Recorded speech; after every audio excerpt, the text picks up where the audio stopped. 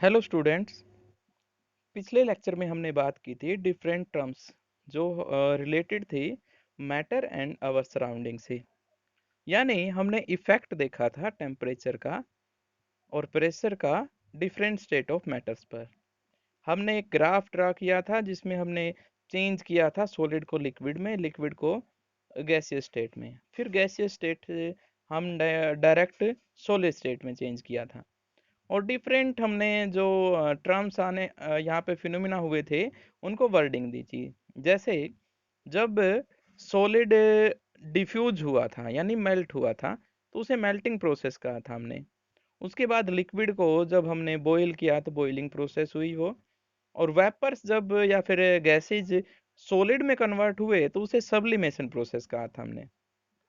ऐसे ही एक और नेम है हमारे पास solidification. The process of conversion of gas और liquid into solid is called as solidification. अगर गैस और लिक्विड इनमें से कोई भी एक स्टेट हमारे पास है और वो सॉलिड में चेंज हो जाती है तो इस प्रोसेस को हम सॉलिडिफिकेशन कहते हैं। For example, water solidified to form ice. जैसे वाटर एक लिक्विड स्टेट है और वो सॉलिड होकर के सॉलिडिफाई होकर के आइस बना देता है यानी सॉलिड फॉर्म बना लेता है। ऐसे ही आयोडीन वेपर्स है on cooling from iodine solid. यहाँ पर जो आयोडीन वेपर होते हैं वो गैसीय स्टेट में होने के बावजूद डायरेक्ट सॉलिड में कन्वर्ट हो जाते हैं, यानी एक तरह से सब्लिमेशन शो करते हैं ये। ऐसे ही कार्बन डाइऑक्साइड जो गैसीय स्टेट पर होती है, बहुत हाई प्रेशर अगर अप्लाई करें हम उसके ऊपर तो वो ड्राई आइस बन जाती है यानी सॉलिड कार्बन डाइऑक्साइड। तो यहाँ पर ये बात नोट करने लायक है कि हम लिक्विड या फिर गैसीय स्टेट को जब सॉलिड में कन्वर्ट करते हैं या वो हो जाता है तो सॉलिडिफिकेशन प्रोसेस कहलाती है।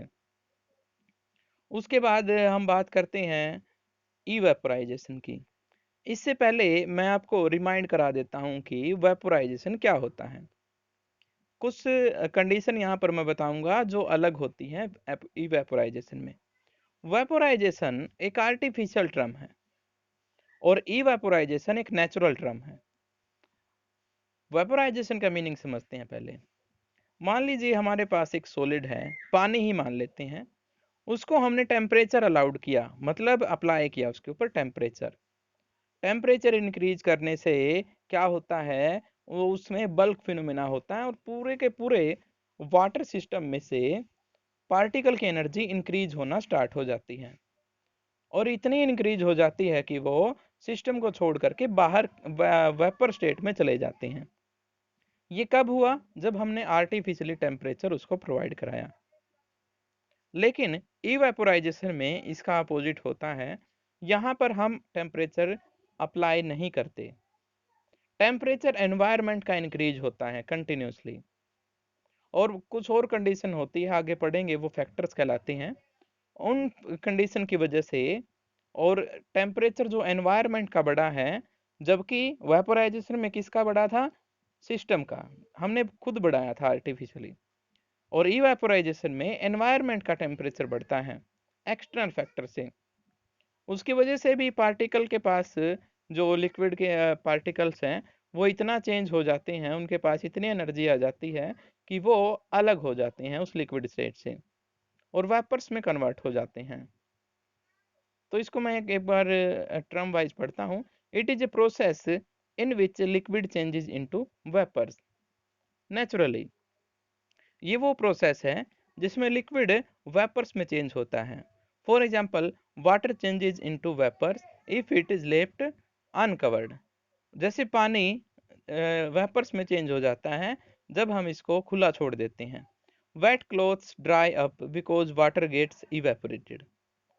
जो कपड़े सूख जाते हैं, वो किस लिए सूख जाते हैं? क्योंकि जो कपड़ों में पानी प्रेजेंट था वो धीरे धीरे इवेपोरेट हो गया है। The particle of water collide with each other as well as with particle of gases in atmosphere. पानी के जो पार्टिकल है वो एक दूसरे के साथ भी कोलाइड करते हैं यानी टकराते हैं जब उनकी एनर्जी बढ़ती है टेम्परेचर के इंक्रीज होने से। और वो गैस जो प्रेजेंट है एटमॉस्फेयर में, उनके पार्टिकल के साथ भी कोलाइड करते हैं। After some time, the particle on the surface gain sufficient energy so as to change into vapors. धीरे धीरे वो पार्टिकल इतनी एनर्जी गेन कर लेते हैं, उनके पास इतनी एनर्जी आ जाती है कि वो वेपर्स में चेंज हो जाते हैं। It is a surface phenomena. ये हमेशा सरफेस पे होता है।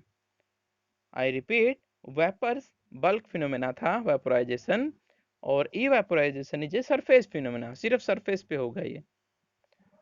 वेपोराइजेशन में टेम्परेचर हमने प्रोवाइड कराया था सिस्टम को।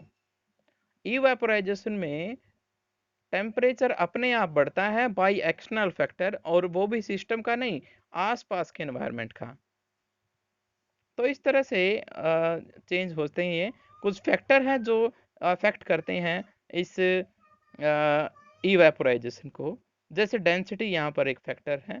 अगर डेंसिटी ज़्यादा है लिक्विड की, जितना डेंस होगा लिक्विड, यानी पार्टिकल जितने ज़्यादा होंगे, उतना ही वो बल्क फिनोमेना होगा, मतलब बल्क प्रॉपर्टी होगी उसके पास, और उतना ही कम हो जाएगा इवेपोराइजेशन होने का जो चांसेस हैं। टेम्परेचर भी इफेक्ट डालता है। जितना ज़्यादा टेम्परेचर होगा, उतना ही जल्दी इवेपोराइजेशन होगा। यहाँ पे एयर स्पीड यानी विंड स्पीड भी कह सकते हो, जो हवा चल रही है उसके ऊपर भी डिपेंड करता है। किसी ऐसे दिन में जब हवा चल रही हो तो कपड़े जल्दी सूख जाते हैं, यानी जो एटमॉस्फेयर में गैसेज है वो जल्दी जल्दी टकराएंगे, फिर उससे रिजल्ट में क्या होगा, जो पार्टिकल्स है वो जल्दी से आउट हो जाएंगे सरफेस से। उसके बाद ह्यूमिडिटी भी यहाँ पर एक फैक्टर है। जितना ज़्यादा ह्यूमिडिटी होगी, उतना ही कम क्या होगा, इवेपोराइजेशन होगा। क्यों? यहाँ पर डिपेंड करता है, ह्यूमिडिटी में क्या होते हैं, वाटर वेपर एयर में प्रेजेंट होते हैं। अब जितने ज़्यादा प्रेजेंट होंगे, उतने ही ज़्यादा वो डिफ्यूज हो सकते हैं किसी कपड़े के साथ या उस सरफेस के साथ जिसमें हम इस चीज़ को नोट करने वाले हैं। तो जितनी ज़्यादा ह्यूमिडिटी होगी, इवेपोराइजेशन उतना ही कम हो जाएगा। एक और यहाँ पर फैक्टर होता है जिसे हम सरफेस एरिया कहते हैं। आप इमेजिन कीजिए, हमने बहुत सारा पानी एक बाल्टी में रख रखा है, तो वो बहुत टाइम लेगा इवेपोरेट होने में। अगर उसी पानी को हम एक पूरे फ्लोर के ऊपर फैला दें, तो वो धीरे धीरे क्या हो जाएगा, इवेपोरेट हो जाएगा एज कंपेयर टू जब वो इकट्ठा था। तो यहाँ पर नोट करने लायक है 4 फैक्टर। सबसे पहला टेम्परेचर, टेम्परेचर अगर बढ़ेगा तो इवेपोराइजेशन भी बढ़ेगी। विंड स्पीड अगर बढ़ेगी तो इवेपोराइजेशन भी इंक्रीज होगा। उसके बाद सरफेस एरिया अगर बढ़ेगा तो इवेपोराइजेशन भी इंक्रीज होगा। लेकिन ह्यूमिडिटी पे इन्वर्सली प्रोपोर्शनल होता है। ह्यूमिडिटी जितनी ज़्यादा होगी, उतना ही इवेपोराइजेशन कम हो जाएगा। तो ये फैक्टर थे, और इन फैक्टरों को आपने ध्यान में रखना है। इस तरह से हमारा ये जो चैप्टर है यहाँ पर कवर होता है, और उसके बाद हम इसके क्वेश्चन आंसर की बात करेंगे। Okay, all the best.